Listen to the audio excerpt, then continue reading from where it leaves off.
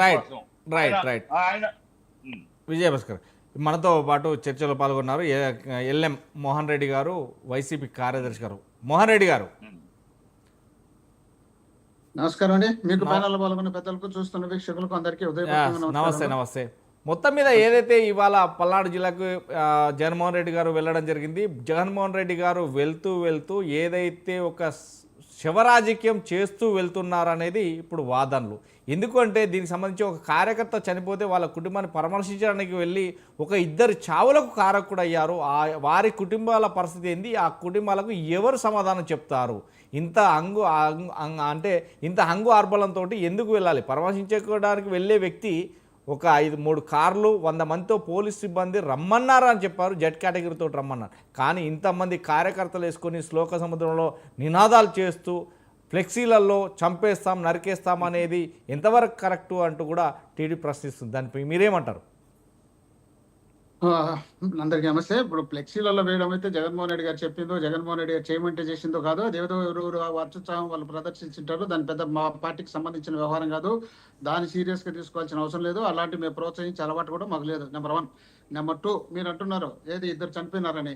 చంద్రబాబు నాయుడు గారు పుష్కరాల్లో 29 మంది చనిపోయినారు. కేవలం చంద్రబాబు నాయుడు గారు పబ్లిసిటీ కోసం మాత్రమే చనిపోయినారు. అది మీరు తెలుసుకోవాలా, వాళ్ళు తెలుసుకోవాలా.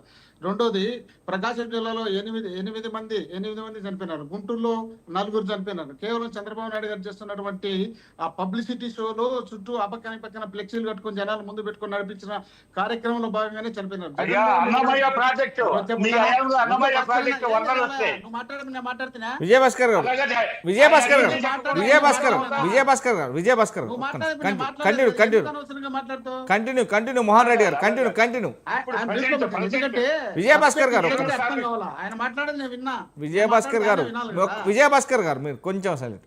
కంటిన్యూ అండి మోహన్ రెడ్డి గారు. జగన్మోహన్ రెడ్డి అని ఒక ప్రతిపక్ష నాయకుడు మా పార్టీకి సంబంధించినటువంటి కార్యకర్తను వాళ్ళ చిత్రహింసలు పెట్టి, వాళ్ళు కేసులు పెడితే నా భయపడిచ్చి వాళ్ళను రౌడీ షీటర్ చేస్తామని చెప్పి కుటుంబ సభ్యులను ఆయనను బెదిరిస్తే ఆయన ఆత్మహత్య చేసుకున్నాడు. ఆత్మహత్య చేసుకున్న తర్వాత వాళ్ళు కుటుంబానికి సంబంధించినటువంటి వ్యక్తులు, ఆ కుటుంబంలో ఉన్నటువంటి వ్యక్తులు విగ్రహం పెట్టుకొని మా నాయకుడు జగన్మోహన్ రెడ్డి గారు వచ్చి ఆ విగ్రహం ఆవిష్కరణ చేస్తే మా ఆత్మ శాంతిస్తుంది మా వానికి అనే ఉద్దేశంలో భాగంగా వాళ్ళు వచ్చి కోరిన తర్వాత జగన్మోహన్ రెడ్డి గారు వెళ్ళాలని డిసైడ్ చేసి పార్టీ ప్రభుత్వానికి చెప్పినారు. ప్రభుత్వం చెప్పిన తర్వాత బాధ్యత ఎవరిదండి?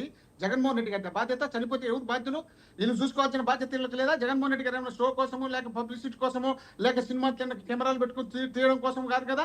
ఆయన జనంతో పోతున్నాడు. ఒక ప్రతిపక్ష నాయకుడు పోయేటప్పుడు 100 మందితో పోవాలా, 3 కార్లతో పోవాలా? మీరు పోయినారు ఇంతకుముందు, ఇప్పుడు పోతారా మీరు? మీకు ఒక చట్టం, మాకు ఒక చట్టమా? అందరికీ ఒకే చట్టం కాదుగా. ఆ చట్టాన్ని మీరు ఎందుకు అమలు చేయరు? మా మీద ఎందుకు రుద్దుతారు? మీరు అనవసరంగా మీరు చేసిన తప్పులన్నీ మా మీద రుద్ది మమ్మల్ని నిష్కారణంగా తప్పులు చేయాలని మీరు మాట్లాడతారు. భాస్కర్ గారు అంటున్నారు ఇంతకుముందే, ఎవరు మాగంట రవీంద్రనాథ్ చౌదరికి మంత్రి పదవి తీసేసినారన్నారు. మాగంటి రవీంద్రనాథ్ చౌదరితో పాటు మూలింటి మారెప్ప ఇద్దరు మినిస్టర్లుగా ఉన్నారు. జెడ్పీటీసీ ఎన్నికలు వచ్చినప్పుడు మీ నియోజకవర్గాల్లో మీరు సరిగ్గా గెలిపించుకోవాల్సిన బాధ్యత మీ పైన ఉంది. మీరు అక్కడ 2 ఉప ఎన్నికలు వచ్చి ఆ ఎన్నికల్లో మీరు గెలిపించుకోకపోతే మీ మంత్రి పదవులు పోతాయని ముందే చెప్పడం జరిగింది. మంత్రి పదవి పోయింది. గల్లా అరుణకుమారి గారు 5 సంవత్సరాలు మంత్రిగా ఉన్నారు. ఆయన తప్పులు ఆడ లేదని చెప్పి ఏం చెప్తున్నారు. అదే విధంగా జగన్మోహన్ రెడ్డి గారు ముఖ్యమంత్రి అయిన తర్వాత మన కొడాలి నాని గారితో పాటు మా తలసరి రఘురామ్ గారికి కేబినెట్ ర్యాంక్ ఇవ్వడం జరిగింది. అనేక మంది చైర్మన్ల పదవులు ఇవ్వడం జరిగింది. అనేక మందిని ఎమ్మెల్యేలు చేయడం జరిగింది. అనేక మంది ప్రోత్సహించడం జరిగింది.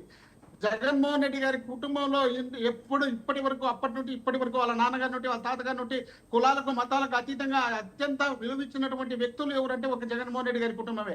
మా జిల్లాలో, అనంతపురం జిల్లా కానీ, కడప జిల్లాలో కానీ, ఆ ప్రాంతంలో ఉన్నటువంటి పూర్వకాలపు రెడ్లు, వాళ్ళు పెద్ద రెడ్లని, అందరినీ రెడ్లను కూడా నిలబెట్టి కూర్చోబెట్టిన సందర్భాలు గతంలో ఉన్నాయి. కానీ రాజశేఖర రెడ్డి గారు ఎమ్మెల్యే అయిన తర్వాత అక్కడ ఉన్నటువంటి ఎస్సీ, ఎస్టీ, బీసీలను ఇంట్లో కూర్చోబెట్టి, సోపాలలో కూర్చోబెట్టి వాళ్ళకు టీలు ఇచ్చి, నీళ్ళు ఇచ్చి వాళ్ళని గౌరవించినటువంటి నాయకుడు జగన్మోహన్ రెడ్డి తండ్రి రాజశేఖర రెడ్డి గారు. అప్పటి నుండి జగన్మోహన్ రెడ్డి గారు అదే ప్రాధాన్యత ఇచ్చి ఈ రోజు రాష్ట్రంలో ఉన్నటువంటి కులాలకు, మతాలకు అతీతంగా అందరికీ సంక్షేమ కార్యక్రమాలతో బ్రహ్మాండమైనటువంటి పదవులు ఇచ్చినటువంటి నాయకుడు జగన్మోహన్ రెడ్డి గారు.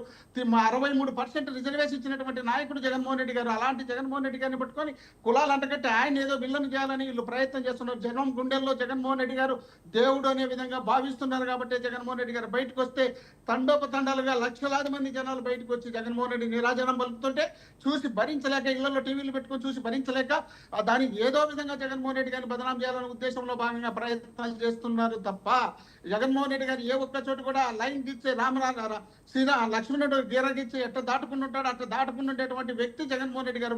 చట్టం అనే దాన్ని ఎప్పుడూ అతిక్రమించలే. అదే జగన్మోహన్ రెడ్డి గారు ముఖ్యమంత్రి కాకమునుపు పార్టీ పెట్టినప్పుడు వాళ్ళ నాన్నగారు కోసం 660 మంది చనిపోతే ఆ చనిపోయిన కుటుంబాలను ఓదార్చాలనే ఉద్దేశంలో భాగంగా పశ్చిమ గోదావరి జిల్లా ఖమ్మం జిల్లాలో బ్రహ్మాండమైనటువంటి ఓదార్పు జరిగిన తర్వాత సోనియా గాంధీ గారు పిలిపించి మీరు అన్ని ఒక చోట పెట్టి చచ్చిపోయినటువంటి కుటుంబాలందరినీ ఒకే చోట పెట్టి ఓదార్చనంటే మీరొద్దు మీ పార్టీ వద్దు, నేను ఆ చనిపోయినటువంటి కుటుంబాలను వాళ్ళని గౌరవించాలా, వాళ్ళ ఇళ్ళ కాడికి పోవాలా, వాళ్ళకి ఓదార్చాలని చెప్పి అప్పుడు రోషయ్య గారు ముఖ్యమంత్రిగా ఉన్నప్పుడు అలాంటి టైంలో జగన్మోహన్ రెడ్డి గారు పోతే వేలాది మంది లక్షలాది మంది గ్రామాల్లో ఆయనకు స్వాగతం పలుకుతుంటే భరించలేక వీళ్ళు పోయి చంద్రబాబు నాయుడు గారు అప్పుడు చిదంబరం గారిని పట్టుకొని జగన్మోహన్ రెడ్డి గారి మీద అక్రమ కేసులు పెట్టించినటువంటి అసూయ పరులు వీళ్ళు రాష్ట్రంలో.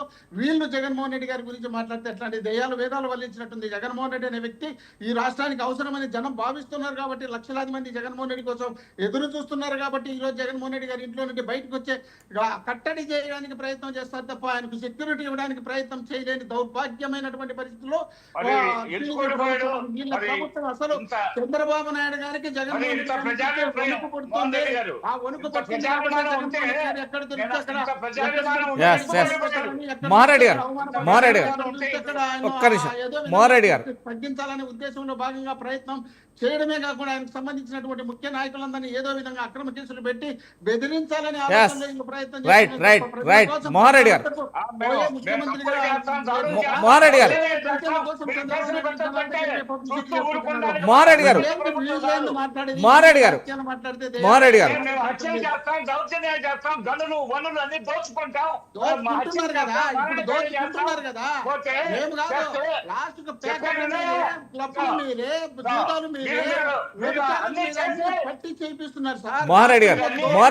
ఒక్క నిమిషం, మోహన్రెడ్డి గారు ఒక్క నిమిషం, మోహన్రెడ్డి గారు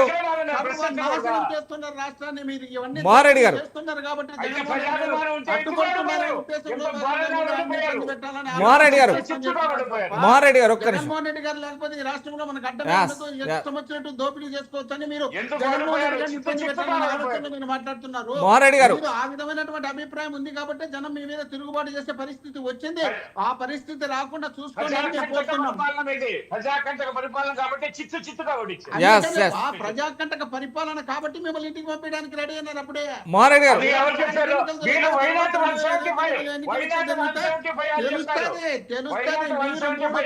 కలిసి 3 పార్టీలు కలిసి నీళ్ళకి నిత్య చేస్తే మోహన్రెడ్డి గారు ఒక్క నిమిషం, మోహన్రెడ్డి గారు ఒక్క నిమిషం, ముగ్గురు కలిసి రాత్రి మోహన్రెడ్డి గారు ఒక్క నిమిషం, జగన్మోహన్ రెడ్డి గారికి ఒక్కడికే 40% ఓట్లు వచ్చినాయి. మోహన్రెడ్డి గారు ఒక్క నిమిషం, మోహన్రెడ్డి గారు మోహన్రెడ్డి గారు ఒక్క నిమిషం, రైట్ మోహన్రెడ్డి గారు ఒక్క నిమిషం. విజయభాస్కర్ గారు చిన్నంగా నిదానంగా